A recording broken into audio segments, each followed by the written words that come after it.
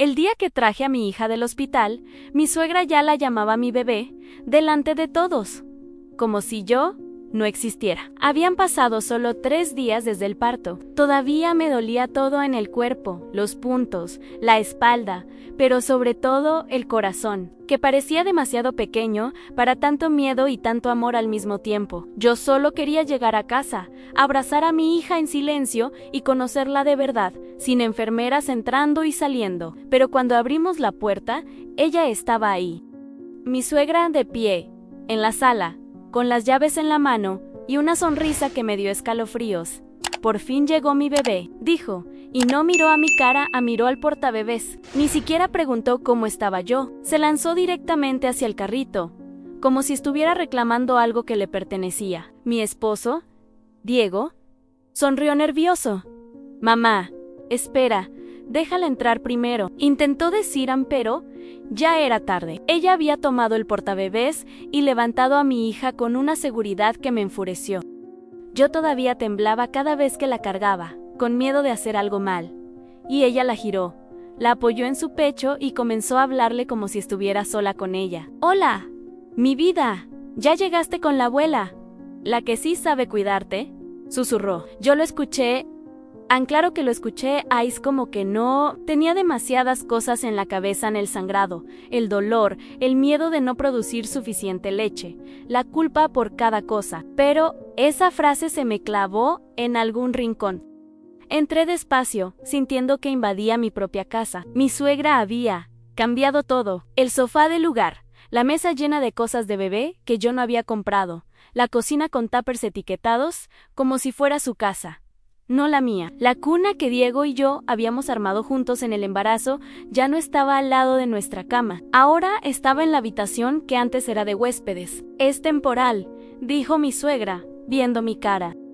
«Aquí va a dormir mejor, sin que ustedes la molesten con sus ruidos. Además, yo tengo el sueño ligero. Cualquier cosa, yo me levanto. Ustedes la molestan. Yo me levanto». Frases pequeñas, dardos finos. Yo quería llorar, pero tenía miedo de que me llamaran dramática. Ya me lo habían dicho en el embarazo cuando me quejaba de cansancio. «Mamá, la íbamos a dejar con nosotros al principio», dijo Diego, incómodo. «Ay, por favor, Diego, ¿tú mañana vuelves a trabajar? ¿Quieres que ella esté sola con el bebé, recién parida, sin experiencia, con todo lo que puede pasar?», me señaló, casi sin mirarme. «No te preocupes. Yo me encargo». John me encargo no me preguntó, me sustituyó. Y lo peor es que nadie se dio cuenta en ese momento, excepto yo. Esa noche, mientras intentaba amamantar a mi hija en la habitación, mi suegra entró sin tocar. «Se te ve muy tensa», dijo, mirando mi pecho descubierto como si fuera un error mío existir así. «El bebé siente eso. Si no puedes, mejor le damos fórmula. No pasa nada. No todas las mujeres sirven para amamantar». La frase me cortó el aire. Quise decirle que se fuera, quise decirle que era mi casa, mi bebé, mi cuerpo, pero solo pude balbucear. «Estoy aprendiendo». Ella suspiró, como quien mira algo que le decepciona. «Por eso estoy aquí, hija. Para hacer las cosas bien, hija». Pero nunca se sentía como cariño. Sonaba más a incapaz. Ese fue el primer aviso. El primer pequeño robo de algo que era mío, mi lugar como madre, la primera semana de vida de mi bebé, y todavía no sabía que lo que venía después sería mucho peor. El 4.º día en casa, entendí que mi suegra no había venido a ayudarme, había venido a reemplazarme. El vilano ya no estaba escondido detrás de sonrisas. Empezó a mostrarse. Esa mañana, yo estaba en la sala, con mi hija dormida en mi pecho. Por primera vez desde el parto, me sentía en paz. La miraba, contaba sus respiraciones, memorizaba la forma de sus pestañas. El mundo era solo nosotras dos. Entonces escuché la voz de mi suegra desde la cocina. «Diego, tienes que entender que ella no sabe», decía, en voz baja, pero no lo suficiente. «No tiene experiencia, es muy emotiva, llora por todo. El bebé necesita estabilidad». Me quedé inmóvil. No quise escuchar, pero no pude evitarlo. «Mamá, solo está cansada», dijo Diego, tratando de defenderme. «Cansada, sensible, nerviosa. Hoy es eso. ¿Mañana qué? ¿Depresión? ¿Ataques? ¿Qué pasa si hace algo sin darse cuenta?» Bajó la voz. «Piensa bien. Si algo le pasa al bebé, La familia será la primera en juzgarte a ti, no a ella. Sentí que el corazón se me subía a la garganta. ¿Así hablaba de mí? Como un peligro. Me levanté lentamente con el bebé, intentando no despertarla, y entré a la cocina. Ambos se callaron de golpe. ¿Qué pasa?, pregunté, fingiendo que no había escuchado. Mi suegra sonrió, esa sonrisa falsa que ya empezaba a reconocer. Nada, hija, solo le explicaba a Diego que no te exijas tanto.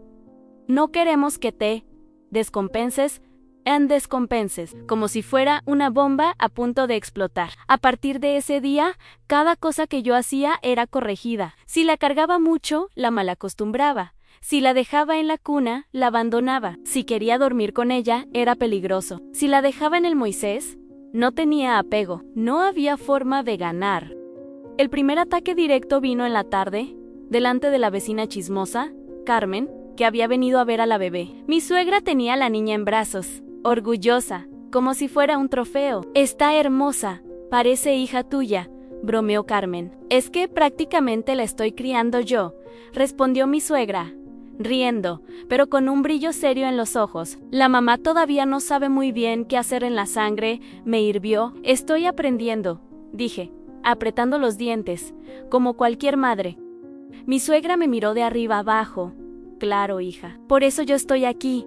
Yo ya crié a 2 hijos. Sé lo que hago. Carmen rió incómoda, yo sentí que me encogía. La humillación era sutil, pero realmente me estaba desautorizando frente a otra persona. Me quitaba el título de madre competente y me dejaba como una niña torpe. Esa noche, cuando Diego llegó del trabajo, intenté hablar con él. No me gusta como tu mamá habla de mí, le dije. Con la bebé en brazos, siento que quiere reemplazarme. Diego suspiró. Cansado. Amor, estás muy sensible. Es normal, acabas de parir. Mi mamá solo quiere ayudar. Si exageras las cosas, terminas quedando mal tú, exagerada, sensible, draman. Las palabras se mezclaron con las hormonas, con el cansancio. Empecé a dudar de mí misma. Estaría viendo cosas donde no había, pero después, al día siguiente, escuché algo que ya no pude justificar. Pasé cerca del cuarto de huéspedes, ahora el cuarto de la bebé, y vi a mi suegra con mi hija en brazos, hablándole al oído. No te preocupes, mi amor. Si tu mamá no puede, la abuela está aquí. Yo te voy a cuidar como cuidé a tu papá, y nadie te va a hacer daño. Tú eres Milla, ¿sí? Mi bebé. Milla, mi bebé, repetía a mí como un mantra. En ese instante, lo sentí claro, no era apoyo. Era apropiación, y algo dentro de mí, muy profundo, empezó a gritar que estaba en peligro. No solo yo, también mi lugar como madre. No sabía cómo, pero intuía que lo peor todavía no había pasado. Mi madre me había tejido una mantita blanca cuando supo que yo estaba embarazada. Ella murió antes de conocer a mi hija. Esa manta era lo único que unía a las 3 generaciones, a mi mamá, yo y mi bebé. Se convirtió en mi objeto simbólico, mi pedacito de historia familiar. Yo envolví a la niña en esa mantita para dormir la siesta juntas. Era casi un ritual. Hasta que mi suegra decidió que esa manta no servía. Ese día, la casa estaba llena de silencios raros. Diego se había ido temprano al trabajo. Mi suegra se había levantado antes que yo. Había entrado a nuestra habitación y se había llevado a la bebé sin preguntar. Me desperté con el pecho duro, lleno de leche y los brazos vacíos. Entré al cuarto de huéspedes y la vi allí, meciéndola. Mamá, al menos podrías despertarme, dije, con la voz dura. Necesito amamantarla. Ella ni siquiera me miró. La vi inquieta y tú estabas profundamente dormida. Estabas agotada. Hija, no quise molestarte. Además, la bebé también puede tomar fórmula. No pasa nada. Sentí que me arrancaban algo. No era solo el acto de llevarse a mi bebé, era decidir por mí, por nosotras.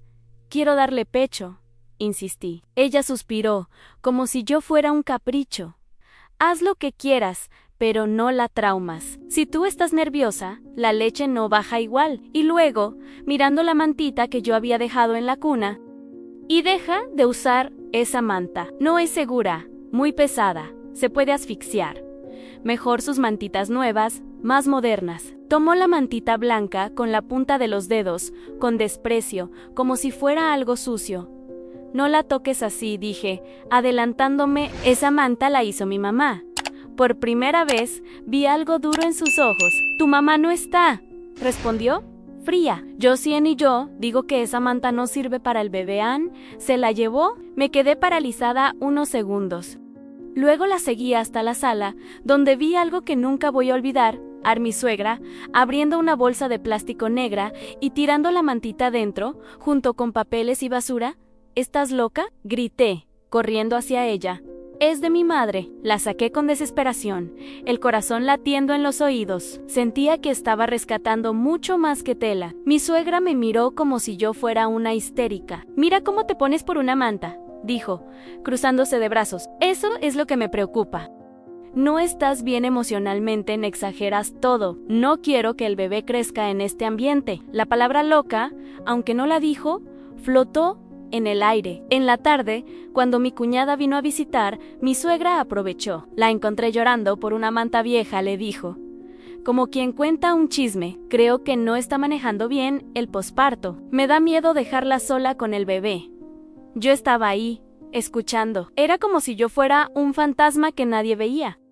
«Mamá, no digas eso», susurró mi cuñada, incómoda. «Estás sensible». No, esto ya no es sensibilidad. Esto es inestabilidad. Luego me miró directamente. No me mires así, hija. Yo solo digo la verdad. Alguien tiene que ver por el bienestar del bebé. En humillación, en manipulación, en gaslighting. Empecé a cuestionarme a mí misma. ¿De verdad estaba mal? ¿Era yo el problema? Esa noche, cuando intenté hablar con Diego, él ya tenía el discurso preparado. Mi mamá está preocupada por ti, dijo. Dice que te vio fuera de control por una manta. Amor, yo también estoy preocupado. No quiero que te pase algo feo. Tal vez deberíamos pedir ayuda. Ver a alguien, lo dijo con buena intención, pero la raíz venía de ella. Mi suegra estaba construyendo una imagen de mí como una mujer inestable, exagerada, incapaz, delante de todos, poco a poco. Y yo ni siquiera sabía que, mientras hacía eso, estaba planeando algo mucho más grave, algo que cruzaría un límite que ya no podría perdonarse. La mañana del 6º día de vida de mi hija, me desperté con una sensación extraña. Silencio, demasiado silencio. Mi pecho estaba hinchado, dolorido. Miré al lado la cuna vacía. Me incorporé de golpe, ignorando el dolor. Fui al cuarto de huéspedes en vacío. Fui a la sala, a nada. Cocina, a nada. Diego, llamé.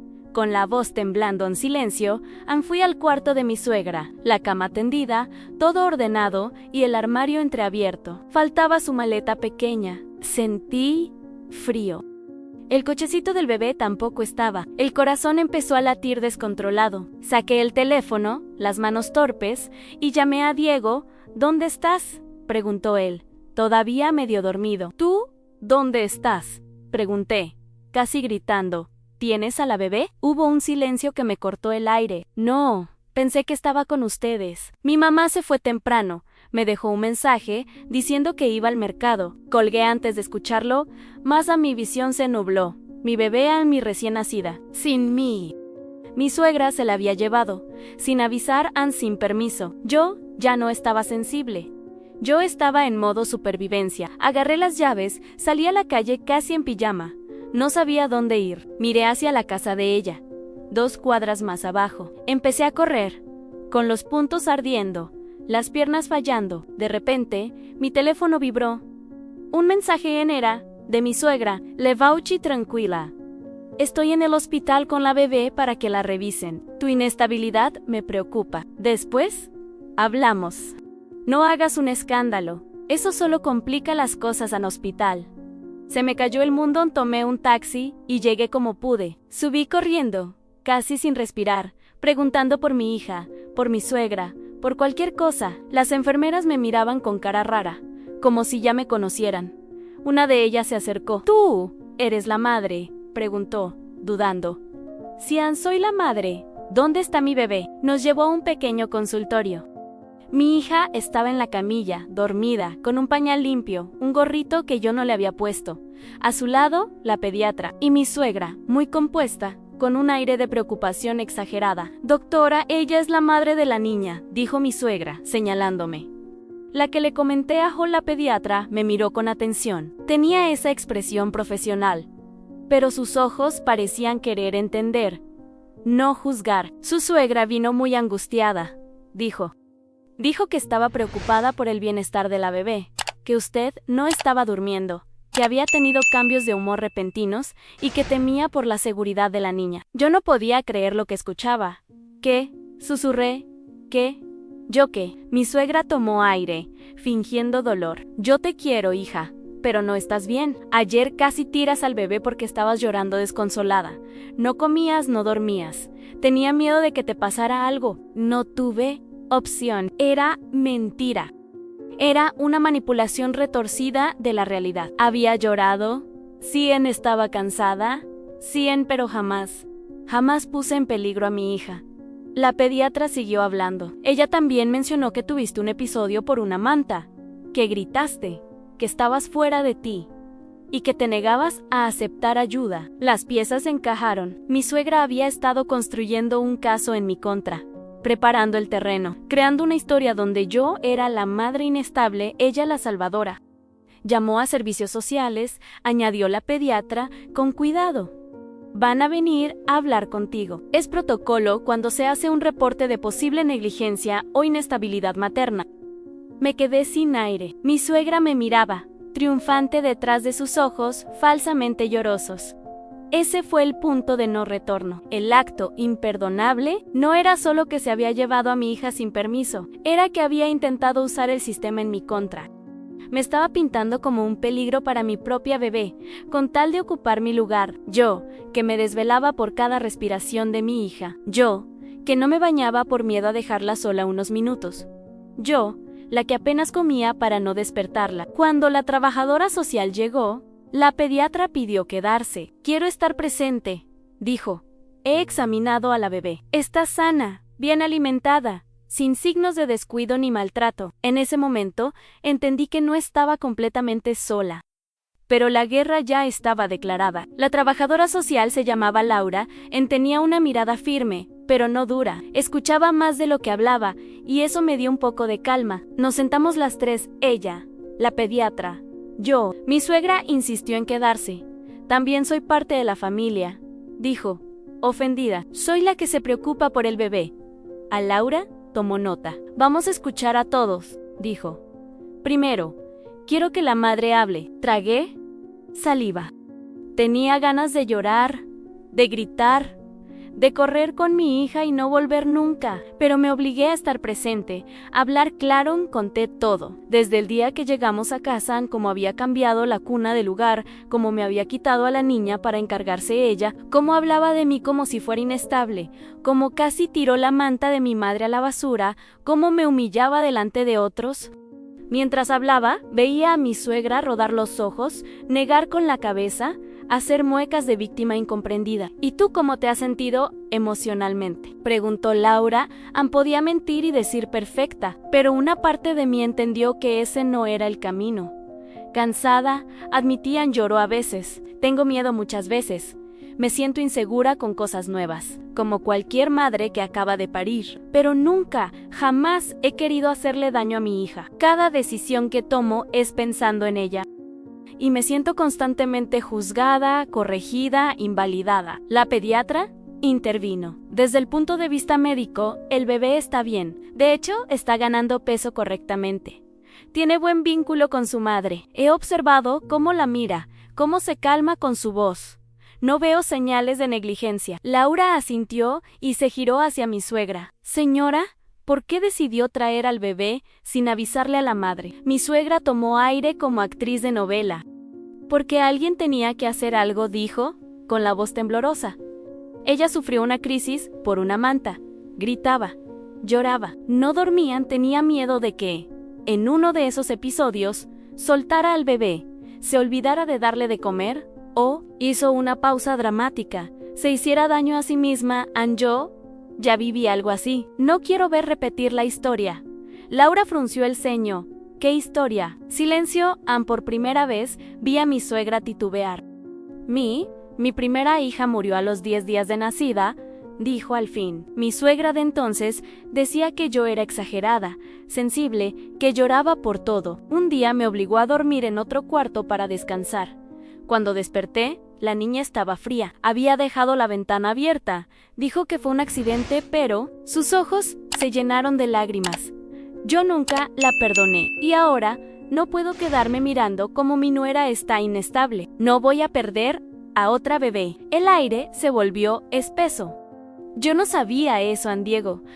Nunca me lo había contado. En ese momento, él entró corriendo al consultorio. Llevaba la cara desencajada. ¿Dónde está mi hija?, preguntó, mirando a todos. Laura le explicó rápidamente.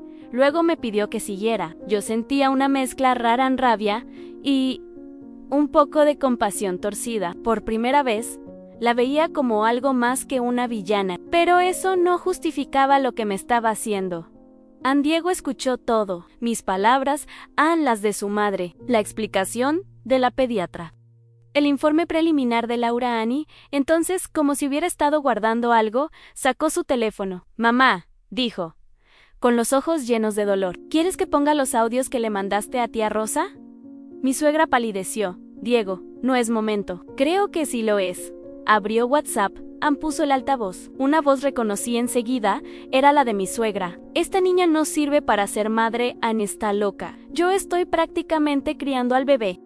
Si logro demostrar que está inestable, tal vez pueda quedármela unos meses. Que la niña se acostumbre a mí, Annie. A fin de cuentas, yo soy la que sabe otro audio. No me importa si mi hijo se enoja, prefiero que me odie a mí a que esa muchacha arruine la vida de la niña.